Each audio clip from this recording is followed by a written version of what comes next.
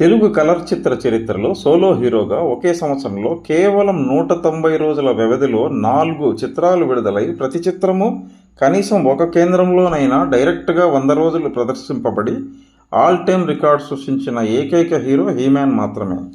82 సంవత్సరంలో ఏప్రిల్ 21 విడుదలైన ప్రేమమూర్తుల చిత్రం విశాఖపట్నం సంగం ఏసీ థియేటర్లో 100 రోజులు, ఆగస్టు 6 నాడు విడుదలైన స్వయంవరం చిత్రం హైదరాబాద్ శాంతి ఏసీలో 105 రోజులు, సెప్టెంబర్ 10 విడుదలైన దేవత చిత్రం విజయవాడ అలంకార ఏసీ థియేటర్లో 113 రోజులు మరియు మరో 7 కేంద్రాల్లో 100 రోజులు, అక్టోబర్ 28 నాడు విడుదలైన ఇల్లాలి కోరికల చిత్రం గుంటూరు నాజప్సరా ఏసీలో 100 రోజులు.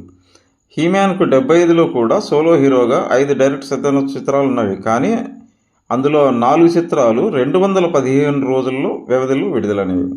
తెలుగు కలర్ చిత్ర చరిత్రలో ఒకే సంవత్సరంలో సోలో హీరోగా 4 డైరెక్ట్ చిత్రాలు గల హీరోలు ముగ్గురే. హీమ్యాన్ 2 సార్లు, ఒకటి 75, 2 1982, నటశేఖర కృష్ణ ఒకసారి 1983, విక్టరీ వెంకటేష్ ఒకసారి 1996.